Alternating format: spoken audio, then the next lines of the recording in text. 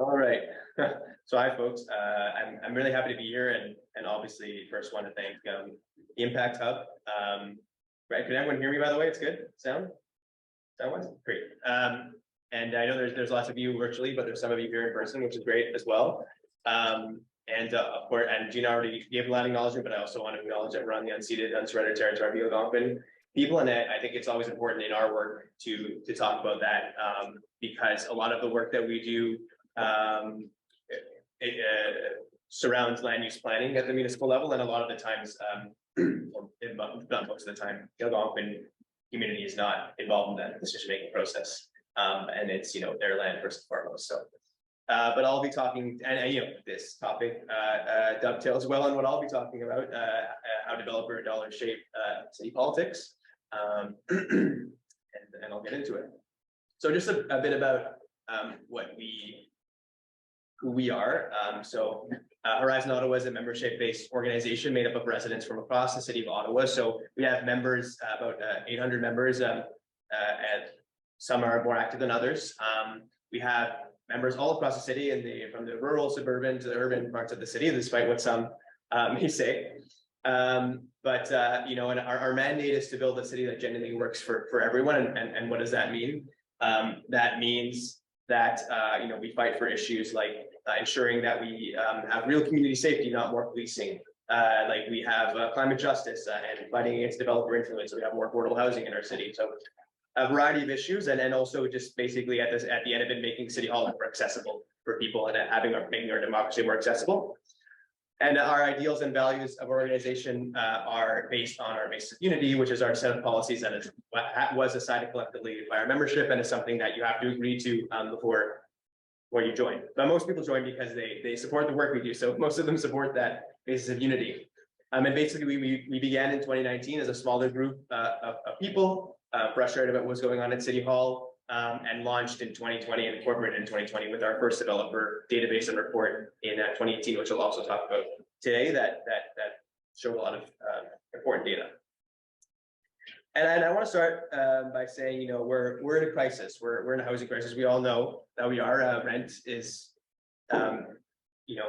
astronomically high for a lot of people. I think the price of an average 1 or 2 bedroom is $1,900, which is very unaffordable for people. And a lot of folks are homeless in this city. About 150 to 200 people sleep on the street every night, and it's gotten worse in the COVID-19 pandemic. I think homelessness, at least in 2020, went up by 67%. So things are not great, and I think it was very fitting. I think Councillor Troster spoke here last month about affordable housing, and I think this topic is really important because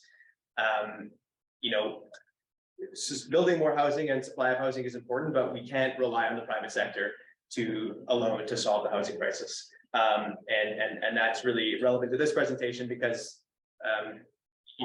as we'll see through trying to get people elected, that's how the development industry is trying to influence the process to more, I would say, at least a perception to fight for a city to invest in rather than a city to live in.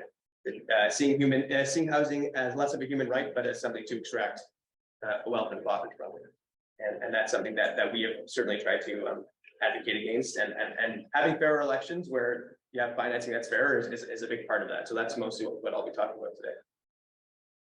And just before we get into the sort of the data and like the issue, stuff like that I've sort of already spoken about, I just want to talk about what is a developer donation or development industry contribution, because I think different people have different definitions that are more narrow and some are more broad. Like the mayor, for example, it was reported that he didn't take any developer or development industry contributions, but we found that he did, and a lot of our data won't be releasing it today because we're not fully done. It's going to come out next week, but I will be presenting some data today. And the definition is there, but basically what we're saying is that a development industry contribution is not just a big developer who donated. So someone from Taggart, which is a big development company, or Mattamy Homes. It's also people who work in that industry who benefit from the development, financially from development being made. So contractors or consultants or people who work in real estate law, or people who provide concrete and things like that. So it's a broader definition because it's not just the developers themselves that benefit. It's the people who work in that industry who benefit financially, and there is a perceived conflict of interest there. And in 2018, or sorry, rather 2020, this is just a screenshot from our website of our database, which you can find online. Development.money is the URL. And it's a database where you can explore the data about, at least from 2018 for now, which councillor took what money from developers or people connected to the development industry. And also we linked it to we still have a petition about development to our website. So what spurred the research, and why did we think it was important? And I'll get into that a bit later. But Chris Lee, who is one of our members, started doing this research, started looking at financial statements and sort of noticing a pattern. Saying, why are all these people from the same family who live in the same house donating the max donation, who are also connected to Taggart or who are connected to Mattamy Homes or whatever? That's kind of interesting, right? So that's sort of like noticing a pattern, and obviously seeing the decisions that are made at City Hall that favor private developers over average residents, like the urban boundary expansion that happened in our city, where developers previously in some places weren't able to develop in some places because they were protected green space, now are not protected green space, and by consequence they're able to build and develop out there, despite us having ample and enough space within the core to develop. And other decisions like Taywin that we've seen, which is a very sustainable project that was supported by Taggart, and a lot of the councillors who supported that in 2021 actually got a lot of donations from people connected to Taggart. So it's a lot of these decisions that at least, of course, these donations are totally legal, I'll of course say that, but there is certainly a perception of influence that exists that sort of degrades and erodes our democracy and the perception that people have of democracy at City Hall. And just a bit of background and why this is relevant too, and why this is happening. In 2016, the Liberal government in Ontario changed the rules so that corporations and unions aren't allowed to donate. So the corporation itself can't give money to a candidate. So what they've sort of done now is get a bunch of, at least what we've been seeing from the patterns, a lot of family members, people connected, to just donate to one particular candidate in the data we've seen. So we have someone from the same family who owns this firm donating to one person, right, and amounts to thousands of dollars. And that's certainly a pattern that we've seen. But that being said, corporations, not many have done it, but corporations can still sign up and be a third party and contribute that way and campaign in favor of or against a candidate. And this is just a sign that we put up around the city and during the election. We put up some signs. So this is one of the most sort of egregious examples. In 2018, Alan Hubley, who's a councillor in Canada South, who unfortunately was reelected in 2022, accepted 99% of his donation from the development industry. So basically, he only accepted one donation from someone who wasn't connected to the development industry, a $250 donation. And this sort of key to that issue. And this is one of the more extreme examples, of course, but he certainly, if you look at his voting record, supported a lot of developer-friendly things. And again, we're not against development. We think development needs to happen in the city, but certainly there's a way that it can happen more sustainably and with a focus more on livability rather than lining the pockets of developers and filling their bottom line. And this is just some data from 2018, and I'll get into the 2022 data in just a second. So some of our findings from 2018. So there was about $1 million almost to candidates who were successful, so 939,000, and about almost half of that, 46%, was donated to people connected to the real estate development industry. And that's obviously significant. So 18 of the 24 members of the last council accepted money from the industry. 8 of the 9 members of the planning committee had received donations from the development industry, which is obviously very significant because that committee is very important, because that committee deals with all land use planning that happens in the city, approves whatever goes through. Of course, there's other committees like the Committee of Adjustment. I won't go into that, but the planning committee is definitely where most of the stuff happens. 58% of the funds raised by the planning committee came from the development industry, and the last council, 11 of the 24, so almost half of all members of council, took most of their money from the development industry. So in 2022, and we've done a lot of campaigning since then, and it's still a significant issue, but in 2022, so this year, however, the numbers are a bit different. And I also, by the way, want to thank groups like Reimagine Ottawa, who helped us a lot with this research. It's not done yet, but a lot of groups and a lot of members helped get this data. So we had about 10, 15 members who helped do the research, and that helped us to get it done a bit quicker. We're not fully done yet, but so basically out of the donations, as opposed to last election, so there was about 232, there's a bit more, we're still doing the research, but about $225,000 still donated from the development industry. So still a significant issue, but I would say that's pretty good, for our campaigning. I think we successfully took on that issue and made it taboo for people to accept money from people connected to the industry. That doesn't mean that people don't still do it, as we see from this graphic, but it's certainly something that people are being put on notice for more, and I think that's a success that we can talk about. But still, that being said, 15 of the 25 members of council, that's still most of council, accepted money from the development industry in 2022. 5 councillors still received the majority of their donations from the development industry, and 2 of those councillors, Laura Dudas and Matthew Lulaf, actually accepted a lot more money from the development industry than they did in the last election. So, for example, Matthew Lulaf, he accepted 8% of his donations from the development industry in 2018. He now accepted 73% of his donations from the development industry this time around, and that's sort of part of the data that's going to come out from our research. But this also sort of speaks to the issue of, I suppose, like regulatory capture, right? When these people come into office, start out maybe a bit better, and then sort of become a bit of the darling of the development industry, I suppose you could say. But again, just to say that a lot of these donations are legal, but that doesn't mean that they're always right to say, because there's obviously a perception of conflict of interest. And 8 of the 12 members of the planning, so there's still a large number of people on the planning committee who took money from the development industry. And it's just basic to say, like, people who make these decisions shouldn't be taking money from the industry, because it's at the very least a perception that there's a conflict of interest, and that even that degrades what happens at City Hall.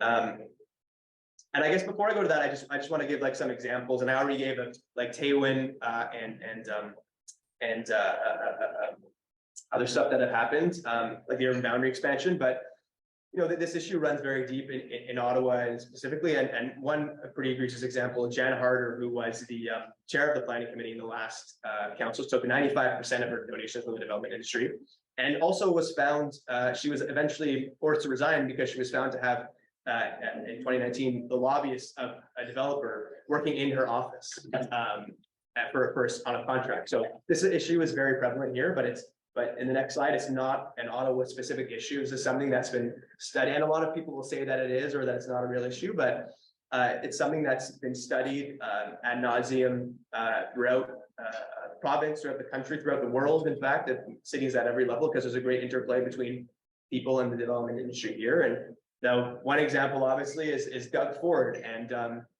his opening up the Greenbelt for development. And forcing sprawl. I mean, there were people who, before the Greenbelt was open for development, bought parcels of land like weeks before that, and then he opened up the Greenbelt for development, and then they're like, "Oh, we're going to develop it now because we have the land." So and they donated it to Ford during the election. So very dubious on that front, of course. And then just to give an example, this Port Moody is in BC, so there's people asking for it there. For politicians to declare campaign donations for individuals to developers, and in Hamilton also. So it's an issue really all across the province, the country, and the world. Really, it happens everywhere, and it's something that has been studied a lot, and something that's significant, right? I mean, regardless if you think it or not, these things do affect, in some way, shape, or form, decisions made at City Hall. Because developers have a big stake, billions and billions of dollars worth at stake, and they want people who support some of these applications. And why does this matter? And I just go into a bit of that before. Like why does this all matter, right? If some people say like, oh well, it doesn't matter who donates to my campaign, it won't change the way that I make a decision. Well, I think there's some reason that matters. One of the reasons is that if it didn't matter, well, quite simply, developers and their families wouldn't donate at such high rates. to candidates. I think that's one of the main things. I mean, people donate to campaigns because I think it'll make a difference. They'll think it'll help the campaigns, and developers and their families do the same thing. They think it'll help make a difference, and that's for them, and that's why they donate. I mean, I don't want to put things in their mouths or whatever, but it certainly, if it didn't matter, they wouldn't do it.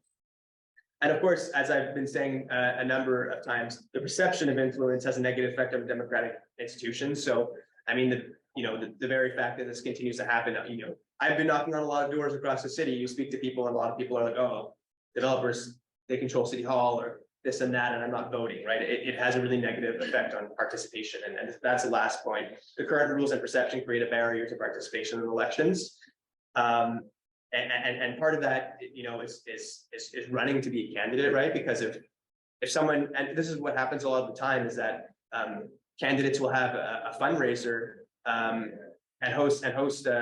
bring like 10 or 12 or 20 developers there. They all give the max donation. The spending limit in a campaign is about $30,000. If you have 20 people in a room give $1,200 all at one time, well, you don't need to do any fundraising anymore. So it's a huge advantage for those folks. And it's a huge barrier to people who aren't as involved in politics, who want to run or want to get more involved. And of course, there's, as I was speaking before, the barrier to getting involved. If you constantly feel like there's this big force against you and that you don't have a lot of power, because it doesn't matter who gets elected or whatever, then that's certainly something that the notion of that will keep people at home and not wanting to get involved because everything is predetermined, et cetera. But I kind of want to go into another part of what we talk about in the report, and that we've spoken about is the policy solutions, because there are solutions that have been done, across the world, really. And one of them I'll get into the next slide about is public financing of election campaigns. And I'll go into that in the next slide in more detail. But one of the obvious ones is lowering the contribution limit. And a lot of countries have lowered limits, and Quebec is obviously a great example. And I'm from Quebec originally. There's a lot of a history of corruption in their construction industry and things like that. And to that effect, they lowered their donations to $200 per person. And lowering the contribution limit is one of the best ways, sort of, to encourage more grassroots activism and also take big money out of politics. Because if the people who are connected to the development industry who mostly donate a max $1,200 donation, $1,000, et cetera. So if you're forcing people to give less money, that means they have to speak to more people and raise more money from more grassroots people. So that's one of the best things that people can do. Unfortunately, in Ontario, it's the province who makes that decision, not at the city level, but that's something that should change too. And of course, stricter rules around lobbying, so that the fundraisers that I was speaking about before, where you just invite developers, doesn't happen, because those things aren't fair for a lot of people. If they could just have those fundraisers and have people there. There are rules like that at the federal level that restrict people from having those types of fundraisers. And also, so earlier campaign donation disclosures. So right now, as you might have seen last week, or not last week, sorry, at the end of last month, March 31st, was when people had to legally disclose their campaign donations. And of course, that's all good, and it's good that you have to see them and they have to disclose them publicly. But the fact that they don't have to do that in the campaign means that a lot of the time you don't know who's funding a campaign. And because of our activism, a lot of candidates did do it, and not just because of our activism, but people like mayoral candidate Catherine McKenney, who released their donations, list of donations before the campaign was over, and other candidates had done it. So people knew who was funding their campaigns. But someone like Mark Sutcliffe, who didn't do it because he didn't have to, right? So that would make a huge difference if people could see who are funding campaigns earlier on. That's one solution that we talk about. And then of course, more teeth to sort of the bodies that sort of penalize people. So there's the Election Compliance Audit Committee that struck after the elections are over, and it's going on right now. And these bodies are places for people to make complaints if they see what happens in people's financing, if someone donates over the limit or whatever. And these are complaints-based bodies, so people can make a complaint. And these are all across Ontario. But what happens here, across Ontario, is that a lot of the times these bodies don't really take action. So, for example, in Ottawa, in 2019, there were about 6 cases where 6 people connected to the development industry donated over the limit. So there's a $1,200 limit, but there's also a $5,000 limit. You can donate to multiple campaigns. You can only donate $1,200 to one campaign, but you can donate $5,000 across campaigns. And there were 6 instances last election where that happened. But in most of that instance, the committee, the Electrical Lines Audit Committee, believed the arguments of these developers who were like, oh, it was my spouse who donated, or I donated with another bank account or whatever. And they're like, okay. So there's obviously an issue there. These things there needs to be some stricter criteria that folks on this committee need to adhere to, so that these people actually face some consequences. Because donating over the limit, that's really unfair and a violation of the rules. And just to go in a bit in the aspect of public financing of election campaigns. So, this is using public dollars to help people out on election campaigns to make it more sort of barrier-free. And we used to have this more so, and we also obviously have this at the city level. There's a tax rebate program, which is partially public funding. So if you someone donates your campaign, they get money back. We used to have the per vote subsidy in Canada, and Harper got rid of that. So like local parties got some money based on the number of votes that they got. That no longer happening, and that's a huge barrier to smaller parties in elections. But at the municipal level, a lot of these things, mostly in the U.S., were put forward. So in New York City, they have what's called a matching funds program. So they have a program where I think you have to raise a certain amount. But once you do, and you're a smaller campaign, you can sign up for this program where they match the donations that you raise on a 6-to-1 basis. So if you're somebody who gives $20, they match that times 6 at the city level. So that removes a lot of financial barriers, and also makes people feel like their money has more power to it. There's a quote from former Mayor Bill de Blasio talking about, how, I don't remember the exact quote, but how much this, like, he was knocking on doors, and this really encouraged people to donate because they knew their money was going to go a lot further. And it helps, obviously, smaller campaigns.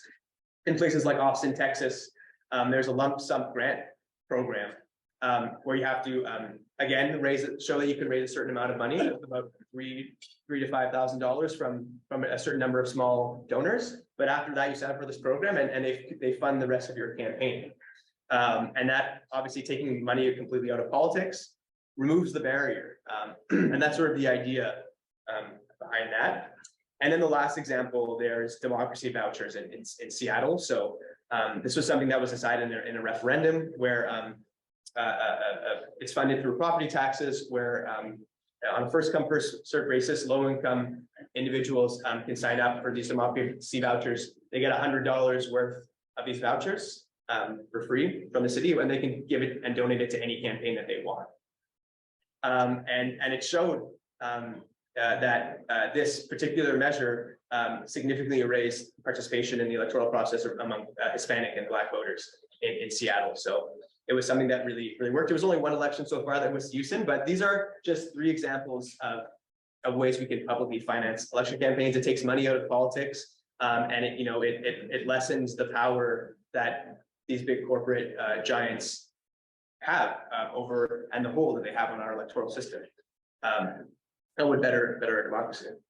And then I'll finish with this. Just at the end of the day, all these reforms are really important and really great and really good to push for. But at the end of the day, what really will get the job done is grassroots organizing and continuing to build these movements to fight for more. So there's different organizations in the city, like Acorn fights for better housing, the Ottawa Black Diaspora Coalition fights for more rights in the city for folks, for racialized folks, and also like across the country and the province who fight for environment, like Environment Hamilton, and other organizations, College of Ottawa here as well. So those are all essential in fighting for a better city and fighting developer influence among these reforms too. You can't just have these reforms alone. There also have to be people to push for them. But so I also obviously at the end I want to make a shameless pitch to join Horizon Ottawa or donate, and there's our website right there. And thanks to Impact Hub for letting me speak here today, and thanks for folks for joining us.